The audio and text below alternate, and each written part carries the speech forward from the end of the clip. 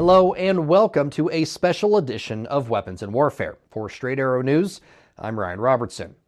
June 6th marks 80 years since the Allied invasion of France, commonly known as D-Day. It was one of the defining days of the 20th century and marked the beginning of the end of Adolf Hitler's vision of a world under Nazi rule. Few events have been chronicled like June 6, 1944. Countless documentaries and Hollywood blockbusters have been told and retold. I'll see you on the beach. Epics like Saving Private Ryan, The Longest Day, and the acclaimed miniseries Band of Brothers mix the historical with the fictional. Remarkably, there are still stories, though, that have yet to be told from that day of days. But now, 80 years on, one of those stories is finding a new audience. A journalism professor and his team of storytellers at the University of Nebraska has painstakingly recounted the experiences of World War II's first American war correspondents to set foot in France. I recently had the opportunity to visit with Gilbert and Martha Hitchcock Professor of Journalism Barney McCoy to learn more about his mission to tell the story of a man who made the jump into Normandy with American paratroopers and became the first journalist to report from the scene of the Allied invasion. Omaha-born Robert Rueben graduated college in 1939, the same year German Nazi troops invaded Poland. 5 years later, Rueben landed in Normandy, France, hours before the Allies' D-Day invasion. Allied naval forces began landing Allied armies this morning. Rueben witnessed combat for the first time, not as a soldier, but as a Reuters war correspondent. You learn how to control yourself, how to take care of yourself, but the pressure of a gamble with your life never loses any of its tensity. Most people run from the fire of war. Robert Rueben ran towards it. Running Towards the Fire, a war correspondent's story.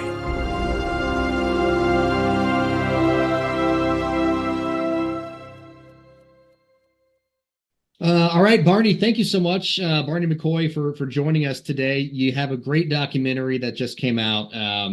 It's called Running Towards the Fire. For those who haven't, we kind of prefaced it a little bit before, but for those who don't know about it, haven't seen it yet, it tells the story of a war correspondent, the first American war correspondent on the ground, reporting from the Allied invasion of France. So, we'll go into kind of all the different stories about it and everything, Barney. But really, my first question is, how did you hear about this story? And how were, you have a team of people. It took you 5 years to get this project out. Like, how did you hear about it? And how did this kind of all come together for you? Sure. Yeah. First of all, thanks, Ryan, for letting me be interviewed by you, and it's a great project I had the opportunity to work on. It really began with another Nebraskan by the name of Barney Oldfield, who was a Nebraskan, a graduate of this college, and he was a public information officer with the U.S. Army Airborne in World War II, and going into the Normandy invasion months and months beforehand. He was tasked with beginning to vet some of the correspondents that would be credentialed to go ashore during the invasion, after the invasion, and report on what was happening with the Allied troops, the U.S. troops in France, and certainly beyond that. So as I was looking through Oldfield's extensive volume of materials at the State Historical Museum, I came upon some correspondence between Oldfield and this guy by the name of Robert Rueben. I'd never heard of this guy before. And Rueben, this was correspondence that goes back into the 1950s, and they were going back and forth with each other. And that's when I really found out about Ruben's story, because Barney had recruited Rueben and 5 other war correspondents if they could go through airborne jump school. If they were crazy enough to do that and survive 5 successful parachute jumps, they would have the privilege of flying with the U.S. Army Airborne 5 hours before the D-Day invasion began, behind German enemy lines, and then if they survived, to report on what was happening on the ground. So Rueben was the first of those 6 correspondents to actually hit the ground in Normandy. I think he was number 7 of the roughly 13,000 U.S. Army airborne troops that either parachuted in or came in on gliders. He was number 7 to hit the ground. I think he was two positions behind U.S. Army Airborne General Maxwell Taylor. So that's where his whole story began. Next step in this whole process was, as I was trying to get more background on Rueben, I knew about Oldfield, and I had talked about him before, and I thought he would be a great story. But then I find out about this relationship that Oldfield had with Rueben. And so I contact Reuters news service in London. Rueben was working for Reuters as a war correspondent. And so I contact Reuters and I said, do you have any photographs? Do you have any records? I've got a lot of the newspaper articles that Rueben wrote during this whole process, during Normandy and beyond into Germany, but I just didn't really have much in the way of photographs or really anything else to tell me much about Ruben's job as a Reuters correspondent. Long story short, an archivist in London went out to their warehouse and about a month later contacted me back. He said, hey, Barney, I've got some photographs. You could use these photographs of Rueben when he was a correspondent for Reuters. You must carry the burden alone, and never can you share it, or relive it, or explain it to someone who hasn't lived it. A typewritten manuscript wrapped in cellophane. Never published, it sat in the archives of the global news agency Reuters ever since its author, Robert Rueben, died in 1964. It's amazing that it's never been published to me. It's amazing that it's just sat on a shelf in a warehouse. I mean, for all these years, when the archivist said, "Oh, we found this manuscript," like, were you just like, "What do you mean you found like what was going through your mind?" Number one is, can we get a copy? Because it was like, it's like, okay, because you hear about things like this. And you think to yourself, okay, this could really be wonderful, but I need to actually find out what kind of things he was writing in this memoir. Yeah. And that's a good point. Just because it's 400 pages doesn't mean it's good, right? It doesn't mean it's good at all. Yeah. And so we did get a copy. The Reuters folks were fantastic to work with, particularly their archivist. And so they sent us a copy of the memoir. I started going through this thing. I said, this guy is basically, we want to produce a story about the important role that correspondents played in World War II. And this guy is the very personification of that and describing in very intimate and personal details the things that he was experiencing as he was reporting to the rest of the world on what was unfolding in combat in World War II. So we knew that we had hit the jackpot at that point. And we also began trying to reach out to find out if Rueben had any surviving relatives that we could contact. And at that point, we found out that there were actually, there was a niece of his out in California and some other nieces as well. But one niece in particular had the original manuscript that when Rueben had died had been passed down to her. So it was really interesting because her name is Joan Schwartz, I'm sorry. And she said, we tried to get this published, but there was just no interest in anyone thinking that this was worth publishing. I go, well, we think it's worth publishing. We want to make it the backbone of a documentary that we're producing about war correspondents in World War II. And so anyway, she was very helpful in coming up with some other great photographs of Rueben. I mean, going back all the way to his teenage years, he grew up in Fort Dodge, Iowa. He was born in Omaha. The family still has relatives over there. So that really connected us to other members of the family who were able to give us some other archival materials that we were able to use in this documentary and bring it more to life than it was beforehand. So I don't know. It was just, to me, that's kind of the serendipity. You start going down these various channels and you're doing archival research and things begin to pop up that you never imagined existed. And they all contribute to a better telling of that story. One of the archival pieces of footage that you found was Rueben with Eisenhower and Churchill. I mean, that's one of the first things. what? Yeah, yeah, I know. It was one of those like, oh my Lord. It's like one of the first things that Rueben talks about early in his memoirs. And he said, I got really fixated on the idea of trying to see if I could go with the airborne. We knew that they were going to go into Normandy, but I wanted to be there with them when they parachuted into Normandy at the very beginning of what became the D-Day invasion. And so he was at this airfield in Great Britain about 3 months before the D-Day invasion. And it was this big demonstration that the U.S. Army Airborne was putting on for Dwight D. Eisenhower, the Supreme Allied Commander, and British Prime Minister Winston Churchill. And Rueben describes, I'm looking up in the sky and I'm seeing these C-47s. Hundreds of these planes are flying over, and thousands of troopers are parachuting out with these gold and green and red parachutes. He said, I was hooked, and that's when I asked Barney Oldfield, what would it take for me to be able to go with those guys? Yeah.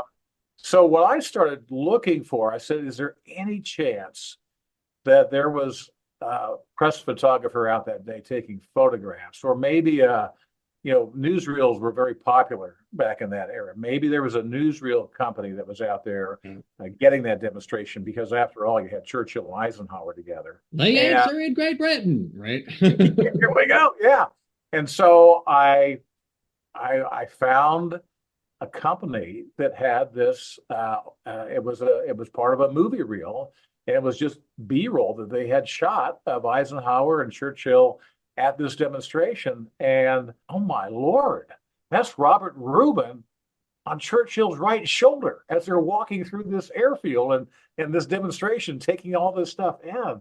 And so, then this, suddenly this documentary takes on another rendition of life, if you will. Because you get to see Robert Rueben, 80 years after the fact, in the flesh and blood, walking on this airfield with two of the greatest historical figures of World War II.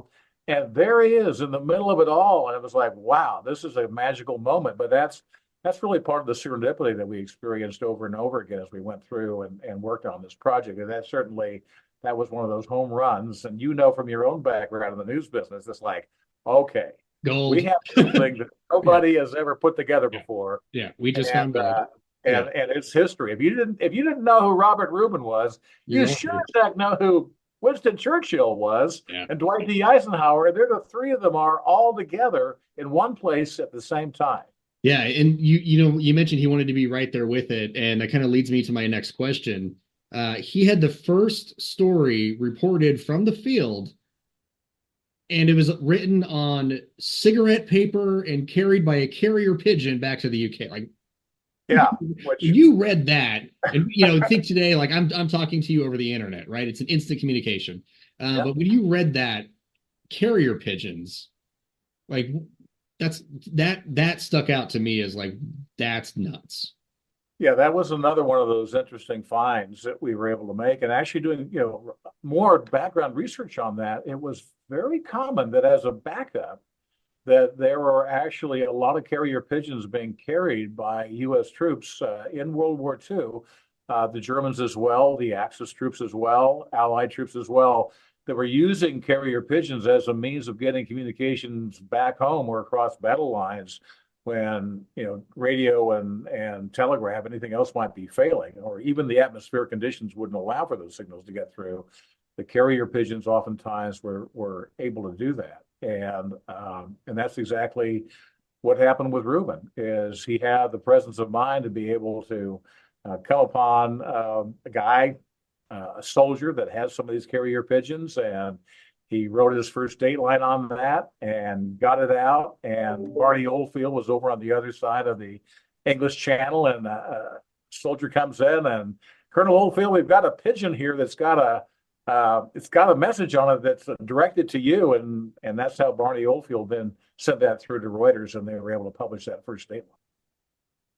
I'm sure, Barney, that you came across all kinds of just wow stories while you were reading through his memoirs. Some of the things that stuck out to me in the doc that you mentioned, obviously it must have stuck out to you because you included it in the documentary. He was on the road to Paris. There was the big push to be the first to report on the liberation of Paris. He and a Reuters buddy take alternate routes different routes to try to increase their odds of getting there. He makes it, his buddy doesn't. Later on, he talks about being some of the first American boots to be in some of these liberated areas, being some of the first Americans that these Europeans have seen, that they've been praying for, right? What were some of the stories, some of the things that really stuck out in your mind from Ruben's time, documenting all of his travels? First of all, I think just the overwhelming over the period of time that he was reporting in the field, 25 years old and witnessing combat for the very first time in his life, and all the horrific things that happen in combat, and just the sheer exhaustion. I mean, literally 24 hours a day, 7 days a week. He was either in the field covering combat, or he was trying to get it back through censors, back to have it published back in Great Britain and sent around the world. I think what we really see in this program is just the erosion of the mental wear down that combat puts on anybody who's a participant in that. How you count the minutes that seem like hours and the days that seem like months until you age 10 years while living a lifetime in 2 weeks. It's a description of what it's like to be in combat, unlike most that I have seen or read before. It's very introspective and revealing, and you can almost feel the fear and the emotion and the loneliness that he talks about. It really gave me a much greater appreciation, I think, for the kinds of sacrifices that war correspondents were making, guys like Robert Rueben and so many others, hundreds of others, as they were trying to chronicle the ultimate sacrifices that so many soldiers and sailors and airmen were making in World War II as well, so the rest of the world would know about that. And at the same time, making sure that those people who were fighting these wars knew that people back home had not forgotten about them. They could read stories about themselves or their units in the newspaper and know that all their efforts were not in vain. So I think that was an important thing that really came through. And certainly when Bill Stringer, who was a colleague of his, was killed, ambushed by German troops as they were both trying to be among the first to get to Paris for the liberation of Paris in 1944. That is just such a to me, that is one of the heartbreaking scenes of that whole documentary, where it all comes together. And Ruben was just so devastated, and he writes about just everything. When he finds out, as he's also trying to get to Paris, that Bill Stringer has been killed, ambushed by Germans, hit by an anti-tank shell. That's when certainly the reality of war comes even closer to home for him at that point in the story. You're stunned. The wind's gone out of your belly, and there's an ache there instead. And all the time, you just can't believe it happened. He's here, and then suddenly, he's gone. Dust. Nothing. So I think that was really powerful. We also talked about when they went into Liège and Western Belgium or Eastern Belgium for the first time, and they had gotten there the day after German troops had been rousted by Allied troops and U.S. troops for the first time in 4 or 5 years, and just meeting some of the people that had been living there under occupation. And I don't want to give away the spoiler there, but it's heartbreaking. It really is, and you really understand, not only through, in that case, Robert Ruben's words, but Bill Hines, who was another great reporter and correspondent that Hines was traveling with, or that Ruben was traveling with, wrote about it for the New York Sun newspaper. And just the way that they were able to describe what they were experiencing really brought that home, I think, for the readers back in America and elsewhere around the world that were reading their stories. What impressed you the most about Ruben and about his ability to carry on? What impressed you the most as you're researching him? How dedicated he was to the task of reporting, even though it was taking a terrible physical and mental toll on him. There's no doubt about that. And yet he kept coming back time and time again and doing some just amazing reporting. Not only did he witness the surrender of Germany in May of 1945, but then he's off to the Pacific. And there he is in September of 1945 on the USS Missouri, again, writing about and witnessing Japan's surrender to the United States on the USS Missouri. And he had done writing even beyond that, too. So I just say his dedication as a journalist to really seeking out the truth and trying to tell a story that would keep people informed, that would make them aware of the kinds of sacrifices that men and women for this country and other countries, our allies, were putting forth as they fought these two wars on basically one war, but on different fronts, and Japan and the Axis powers in Europe as well as Germany, too. One of the things that stuck out to me in your documentary was this idea that Eisenhower had a speech written just in case D-Day didn't go the way that it did. In the hours before D-Day, General Eisenhower was still unsure if the Allies could get a foothold in Normandy against the strong German resistance. If the attack failed, he planned to release this letter to the public. The troops, the air, and the Navy did all that bravery and devotion to duty could do. If any blame or fault is attached to the attempt, it is mine alone. I didn't know that he had a speech prepared, for in that event. Was that common knowledge? Did you know that? I mean, what did you? It certainly is something that more and more people have become aware of over the past, several decades. And it's really interesting, too. We didn't make note of that in the documentary itself, but if you look at the date that Eisenhower wrote at the bottom of that letter, which he wrote a day or two before the actual invasion, in which he said, if this doesn't go right, I'm going to take complete responsibility for it as a commander. But he signs it July the 5th. Hmm. And to me, that's another indication of just how stressed, how sleep deprived, how heavily the burden and the weight of his decisions as a Supreme Allied Commander were making on him and his command staff at this pivotal moment in world history, in which, we were sending all these forces into Europe, trying to get a foothold onto mainland Europe so that we could repel the Nazis and their Axis forces as well across Europe, too. So yeah, I thought that really tells us something about great leadership, about a great leader who was willing to take the ultimate responsibility, win or lose, but particularly in this case, assuming that if things didn't go well, and certainly in the beginning days of that invasion, everything was up in the air. And we all know about the enormous losses that American and Allied troops were succumbing to.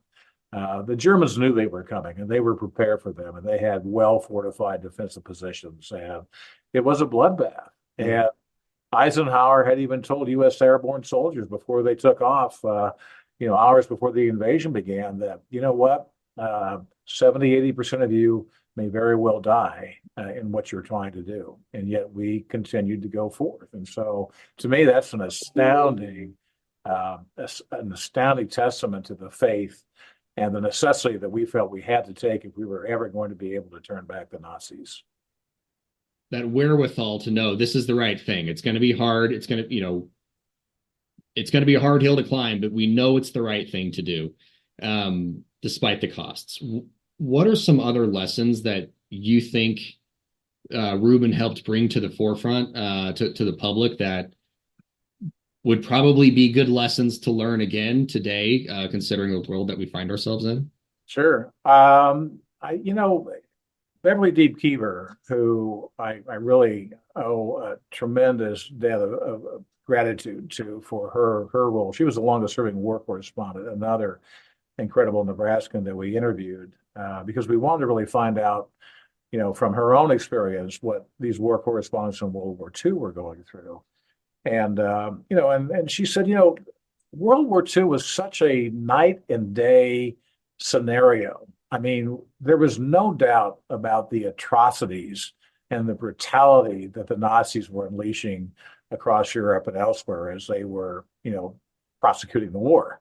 And so that it made it, she felt, much easier for correspondents and those who were covering that war to be able to really say, you know what, this is a justified war. We need to be here. We need to be doing these things. We need to be making these sacrifices, particularly as the United States. If we don't step in right now when we have to, then it's very, very likely that this war is going to be a lost cause for democracies around the world, not just America, but any other democracy that might be standing up against Japan and Germany and the other Axis powers in World War II. So I thought that that was an interesting thing. I mean, sometimes you really have to say, okay, what is the right thing to do, not just for ourselves, but for what we want to represent as a country, as a democracy. What kinds of sacrifices do we need to be able to talk about and report about, and make sure that people understand that these are the ultimate sacrifices. They really, really are. When people serve in the military and are willing to put it all on the line, not for themselves, but for their country and for their families and their friends and families back home, but also for that sense and the ideals of what a true democracy and right and wrong morally are all about. I was inspired by, I mean, he did these things 80 years ago, right? But I was still inspired by Ruben's, as you said, commitment to journalism. He knew, like, hey, I want to parachute out of a perfectly good plane and float down into enemy like occupied land. Like, I want to do that. Knowing full well, like, the caveat is, if you survive, then you can go do your job. How do you think that level of journalism compares to some of the journalism that we see today? Well, I'd have to put that under the lens of war correspondence. And I would say, if I were to take a look at the kind of war correspondent reporting I'm seeing today, for example, in places like Gaza, or certainly before that over the past couple of years in Ukraine, I'd say that level of dedication is still there. The risk that war correspondents today are taking to be able to report and get word out, in many regards, may be more dangerous because of the weaponry and the technology and the lethalness of weapons today than it was even back in World War II. World War II, what was the number I wrote down here? 69 war correspondents and photographers were killed in World War II. More than that, more journalists than that have been killed in Gaza over the past 6 months. So that really tells you again just how lethal being in a war zone can be for a correspondent, and certainly in places like Ukraine too. So I don't know. I would say the dedication is still there. The risk may, in many regards, be even greater today for war correspondents who are working in war zones. As far as the rest of the journalism pack, we know that we're living in a world where there are different focuses by news outlets on the way that they cover the news. Some have a left bias, some have a right bias, some do a good job of being straight and down the middle. But we have more of that separation in terms of news outlets, I think, than we've had in modern history. Certainly a much different story than what we had back in World War II, when pretty much everybody was on the same page as far as their values, what they were attempting to do, the stories they were writing, who they were representing, and so forth and so on. So I think that probably is the biggest difference in what we see with news outlets today, and why people really need to be sure that they stay informed and find trustworthy, reliable news outlets that they consistently can rely upon to stay informed. Why is it important for you to tell the story of war correspondents like Rueben? I think that so people really understand how important it is to have independent sources out there that can report to them, that they can make up their own minds about, that they can get information when it's important for them to be informed. And certainly in times of war, that's a critical thing too. And to have people who are willing to take the kinds of risks, the extreme risks that war correspondents specifically, they have the riskiest job of, in the whole realm of journalists out there who are reporting on a regular basis. There are all risks involved with all of them to some extent, but the riskiest of them all has to be a war correspondent. They understand that anytime they're out in combat, anywhere near a place where a battle is unfolding, that their lives are also potentially at risk too. And we've seen that. I mean, again, how many journalists have died in Gaza? How many journalists have died in covering the war in Ukraine? That, again, is a reminder that there is a price for information. There's a tremendous sacrifice that's being made by these news outlets who are deciding that they're going to try and cover these stories and have independent ears and eyes on the scene, their reporters, their correspondents, helping to get that word back home to people like you and me. Barney McCoy, thank you so much for joining me today. The documentary is called Running Towards the Fire. We will have a link to it on our website, san.com, for folks out there, if they want to go and tune in right now, where, this camera, that camera, like right now, plug your all the places that it can be at. Oh, sure. Well, yeah, and number one, a huge shout out to the Nebraska public media for allowing this to happen. They've really given us that platform. We approached them, and we basically said, I think we've got a great story here for you. And the process. You have to go through and still raise funds. Mm-hmm. You have to do numerous script treatments. It's an incredible process, but they've been so supportive, and they've given us that wonderful platform to be able to share this documentary through. So, and you can go to their website and watch the video on demand. They've been broadcasting it. They'll broadcast it again. They've been steadily broadcasting it, I think, this week on a pretty regular basis, and they'll rebroadcast it from time to time.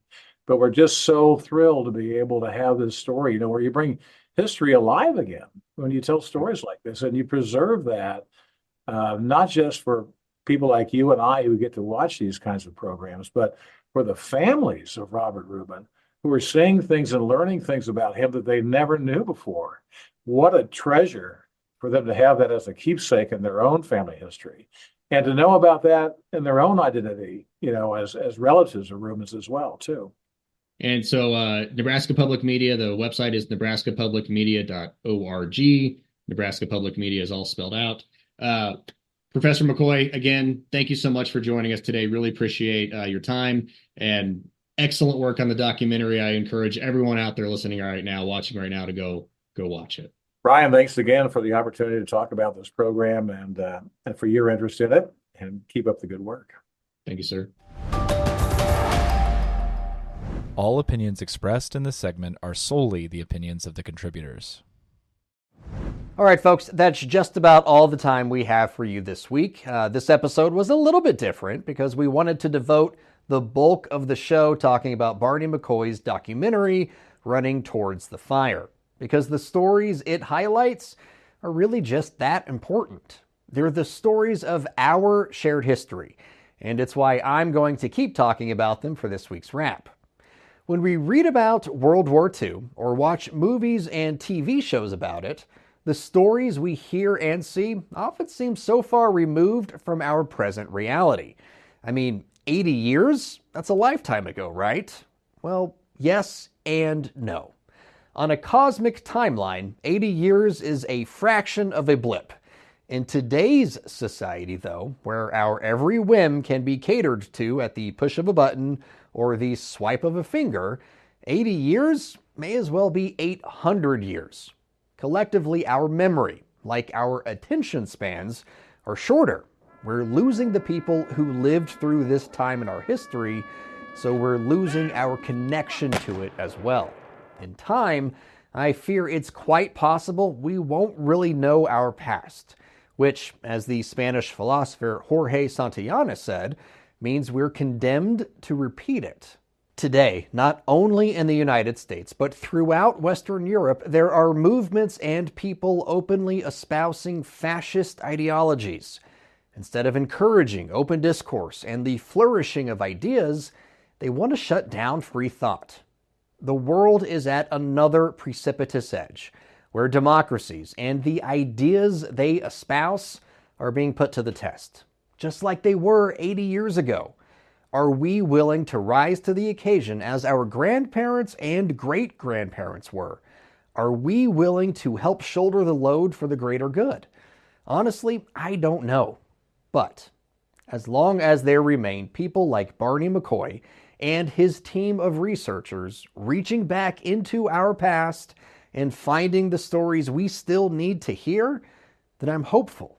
Because at the very least, there's still someone trying to teach us about our past and free us from a future where we are condemned to repeat it. For senior producer Brett Baker, video editor Brian Spencer, and graphics designer Dakota Patillo, I'm Ryan Robertson for Straight Arrow News, signing off.